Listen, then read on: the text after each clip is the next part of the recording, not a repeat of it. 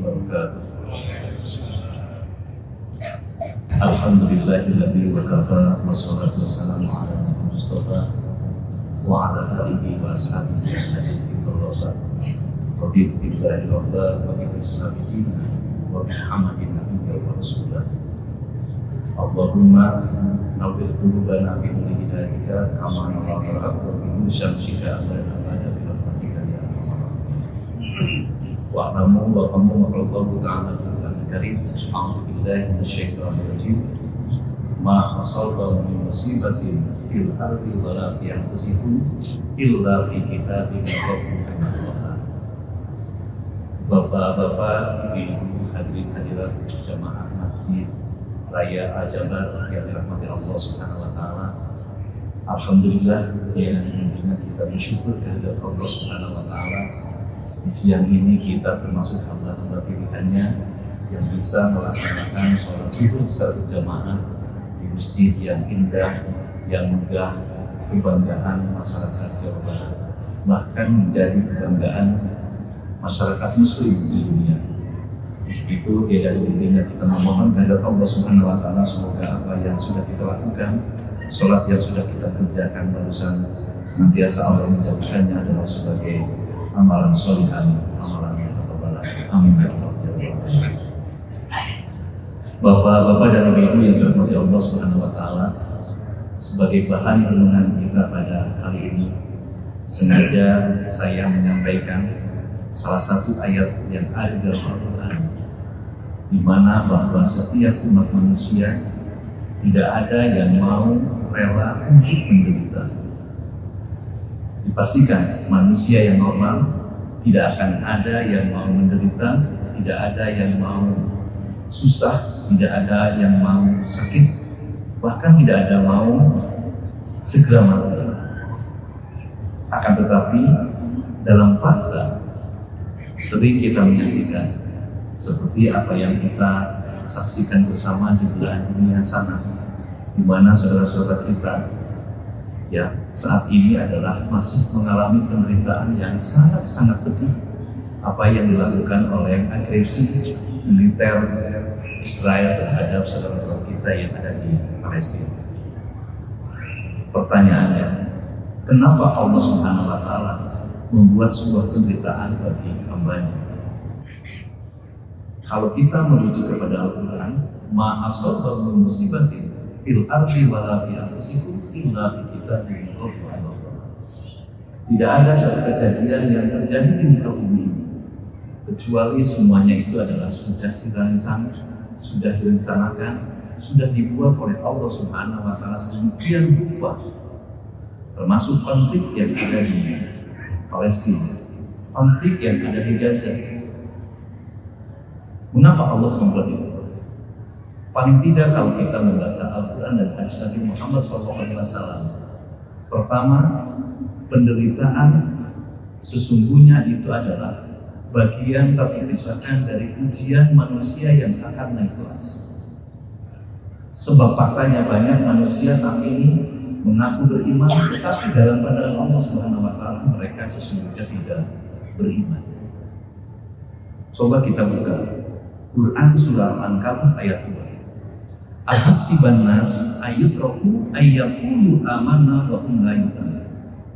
Banyak sekali orang yang mengaku dirinya telah beriman kepada Allah, mengaku telah beriman kepada Rasulullah, mengaku telah beriman kepada kitab-kitab Allah, mengaku beriman kepada malaikat Allah, dan mengaku kepada takdir Allah. Tetapi kata Allah, sesungguhnya mereka tidak beriman. Wa minan nasi may yaqulu amanna billahi wa bil yaumil akhir wa ma hum bimu'minin. Maka salah satunya adalah yakni dengan penderitaan. Bagi orang yang beriman, penderitaan yang kita saksikan sesungguhnya itu adalah sebuah kenikmatan. Jujur ataupun tidak, kalau kita menyaksikan saudara-saudara kita yang ada di Palestina itu, bahwa peperangan itu adalah menjadi sebuah kemuliaan di dalam hidup. Bagi mereka, kita yang menyaksikan mungkin merasa risih, sedih dan sebagainya. Tetapi bagi mereka adalah puncak melawan kezaliman, puncak melawan penganiayaan, dan puncak melawan musuh-musuh yang akan menegakkan hukum Allah adalah sebuah kemuliaan. Maka prinsip hidup mereka adalah iskaru hariman au syahidah. Lebih baik hidup mulia atau mati syahid. Itu pilihannya. Makanya dalam Al-Quran Al-Baqarah 154 Allah Subhanahu wa taala mengatakan kepada kita, wala taqulu liman yuqtalu fi sabilillahi amwat bal ahya'u walakin la yash'urun. Janganlah kau katakan bahwa saudara-saudara kita yang sekarang meninggal, mereka yang sudah menjadi syuhada itu adalah meninggal. Hanya kamu saja yang meninggal. Mungkin kalau berbicara tentang kemuliaan, mulia mereka dibandingkan dengan kita yang sekarang oleh Allah Subhanahu wa taala belum diuji, yang satu saat bisa jadi ujian adalah menimpa kepada kita. Kesabaran mereka begitu sangat luar biasa, dan itu adalah sudah menjadi tarikan nafas mereka. Pil sabarnya di atas rata-rata dibandingkan dengan pil sabar yang kita minum setiap hari di negara kita. Yang kedua, Allah Subhanahu wa taala kenapa harus menurunkan penderitaan kepada hamba-hambanya? Baik secara individu maupun secara kolektif, adalah di dalam rangka untuk mengingatkan yang bisa jadi bahwa kita pernah melakukan satu pelanggaran, bahkan mungkin kita sudah melakukan perbuatan-perbuatan yang melampaui dari apa yang sudah Allah tetapkan. Zaharul fasadu fil barri wal bahri bima kasabat aydin nas liyudhiqahum ba'dal ladzi amilu la'allahum yarji'un. Telah nampak kerusakan di lautan maupun di daratan. Semua itu adalah akibat perbuatan manusia. Ini artinya adalah mungkin bagi saudara-saudara kita yang di Palestina adalah biasa-biasa saja. Dan tadi bahwa itu adalah merupakan lahan jihad mereka, lahan kemuliaan mereka. Tetapi bagi kita yang ada di sini, apakah kita melihat hal seperti itu? Kita biasa-biasa saja. Jika kita masih punya biasa-biasa saja, satu saat pun bisa jadi Allah akan melimpahkan kepada kita. Oleh karena itu, jadikan yang nomor 3 bahwa kejadian apa yang ada di Palestina itu adalah merupakan bagian dari amal soleh kita yang bisa kita sampaikan bentuk doa, bentuk pernyataan, bentuk donasi, ataupun bentuk-bentuk lain. Dan alhamdulillah tadi imam kita mengakhiri sholat kita, doa kita tetap masih dipanjatkan kepada Allah Subhanahu wa taala untuk kemuliaan mereka, untuk ditolong oleh Allah Subhanahu wa taala mereka. Walaupun sesungguhnya mereka itu sudah menjadi syuhada, mereka adalah syahid, kematiannya masuk surga tanpa harus bisa kembali. Oleh karena itu jadikan inilah lahan amal soleh bagi kita. Jika kita sekarang punya kesempatan untuk berdonasi, sisihkan sebagian rezeki. Tunjukkan bahwa kita tidak setuju dengan penganiayaan, tidak setuju dengan penjajahan, dan tidak setuju dengan kezaliman yang dilakukan oleh mereka.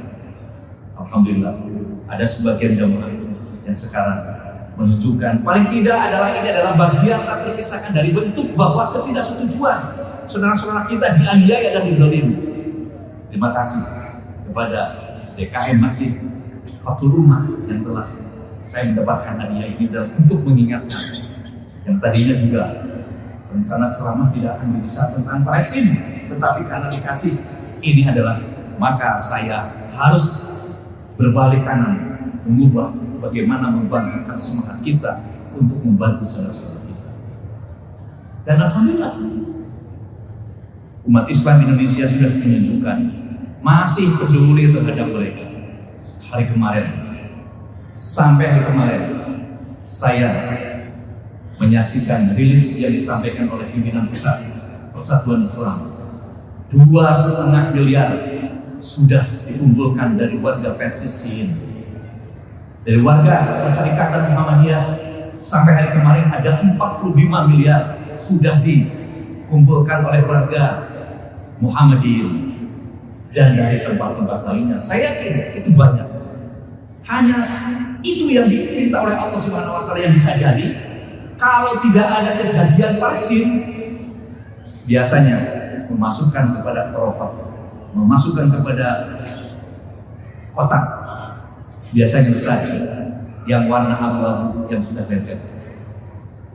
Kita kan suka membuka di Masjid Fathul Umar, kita buka di Masjid Khairul Ibad, kita buka. Rata-rata kalau hanya pengajian, kalau hanya khutbah Jumat, dibuka rata-rata hanya warna abu-abu yang sudah lecet.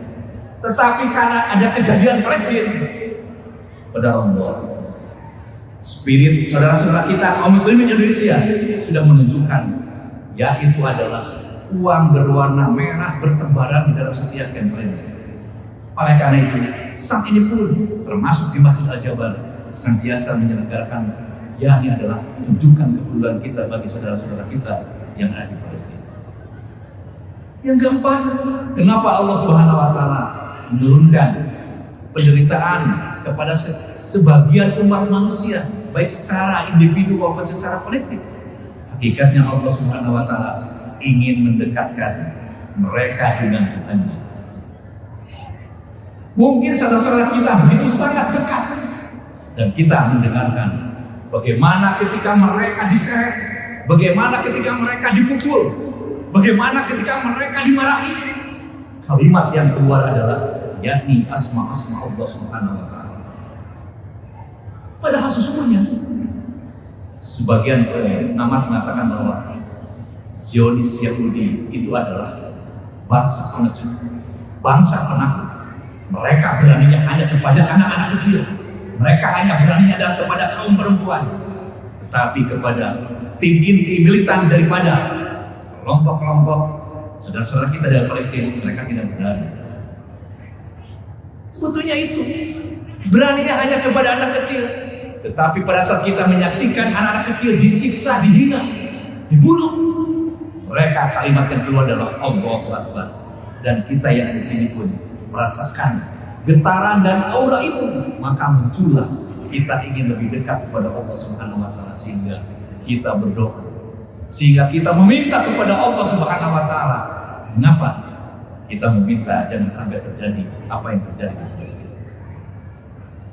Yang terakhir, dalam renungan ba'da sore ini ingin saya sampaikan bahwa Allah Subhanahu wa taala kenapa menjadikan penderitaan ditimpakan kepada manusia, bukan karena Allah Subhanahu wa taala tidak sayang, bukan Allah Subhanahu wa taala tidak cinta, tapi justru bentuk cinta dan kasih sayang Allah Subhanahu wa taala diberikan kepada hambanya adalah bentuk penderitaan, supaya mereka bahu membahu, supaya mereka untuk saling tolong menolong, supaya mereka bisa saling bantu membantu.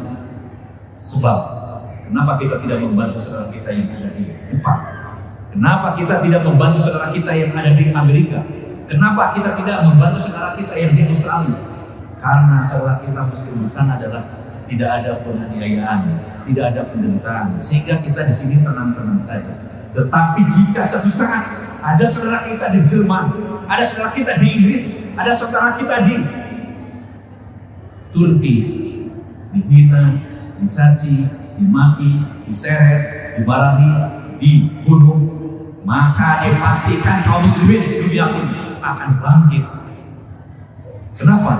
Karena itulah fitrah manusia, ketika ada orang yang teraniaya adalah maka akan memunculkan sebuah kekuatan kebersamaan.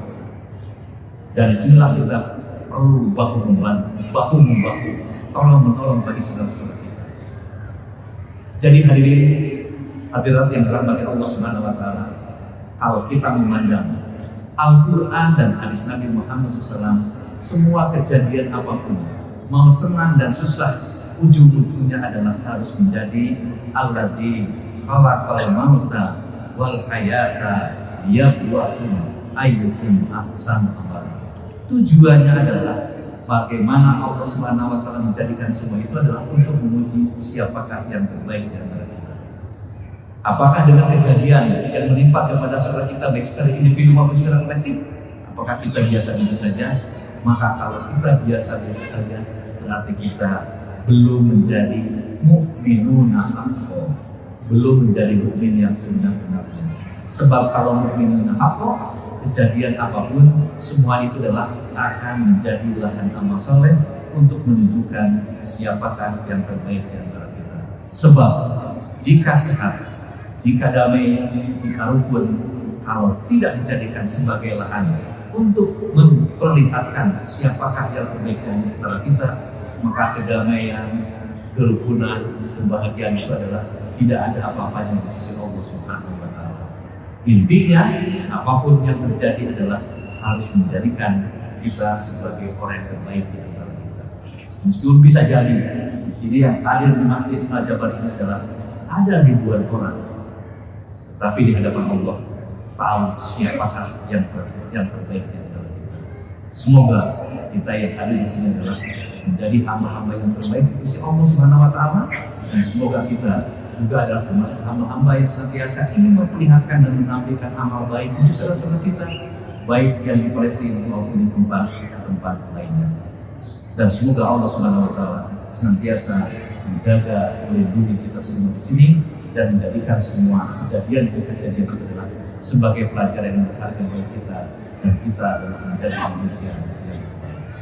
Bapak, Ibu, hadirin yang dirahmati Allah Subhanahu wa Ta'ala, itu saja yang ingin disampaikan dalam dengan singkat pada zuhur ini. Semoga ini bisa menjadi pelajaran, menjadi inspirasi, menjadi motivasi untuk kita dimanapun kita berada, apapun kejadian yang menimpa kepada kita, mari kita jadikan sebagai langkah amal soleh sehingga kita menjadi manusia yang terbaik. Kurang dan lebihnya mohon maaf. Terima kasih atas perhatiannya. Assalamualaikum warahmatullahi wabarakatuh. Assalamualaikum warahmatullahi wabarakatuh.